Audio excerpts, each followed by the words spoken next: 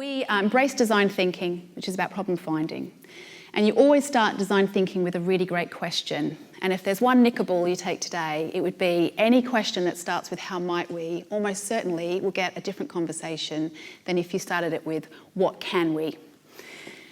So how is action focused rather than what, which is a thing or a noun. Might is an openness to possibility. Okay, we don't know the answer, whereas can says almost like it's like a capability question. And we is about collaboration. Okay, how might we opens up the conversation. So we went after the question, how might we help people at Sky have a fulfilling career? It's a big, bold question, but we went after it. And what my team did is then embrace the kind of design thinking model. What is, what if, what wows, what works? I'll take you through. So this started in February, so this is like hot off the press.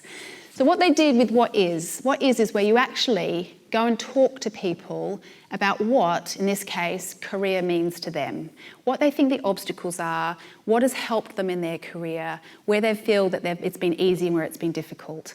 And my team in 8 work days spoke to 25 employees, new starters, people who were leaving or had left Sky, people who had been there for 5 years, 10 years, 20 years. They spoke to them face to face, so in person, for 90 minutes. And the thing that we were stunned by is that, I don't know about you, but Sky has a back-to-back meeting culture, and to get time into people's diaries, you need about 6 weeks' notice.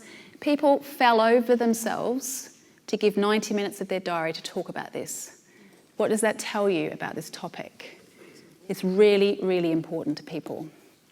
And what we found out their pain points, we found out their motivations, we understood that career actually means about 8 different things to people.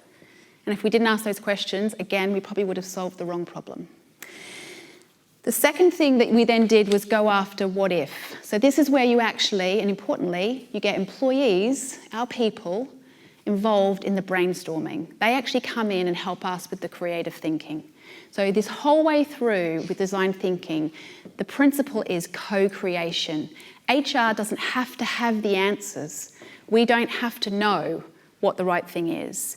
The best way that we're going to solve it is by asking our people to help us solve it for them. Because this is about solving something for the employee, for the person, not for HR. That's a really key difference. The third thing, what wows. So what the team then does is take all of this data and all of this insight and comes up with 4 ideas that it thinks people will actually respond well to. It thinks that people will go, wow. And it might do it up as a drawing. I think they did one of them up as Lego. It doesn't matter, it's to try and represent the idea. And then again, they go back and they go, I want to present this idea to you. And they're not actually really that interested in what the person says. What do you think they're looking at? Their reaction, okay? So if I show you an idea, what will your face do immediately?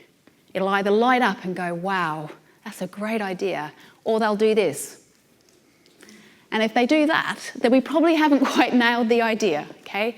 But in this instance, what we're doing is we're presenting an idea. It's really risky. I've got to tell you, people don't actually like presenting ideas for critique, so it is quite a bold and brave move. But what they're looking for is what they look like, what their body language is. Because remember, what employee experience is about is delighting people, creating a real wow experience. And again, design thinking allows you to kind of go through that process.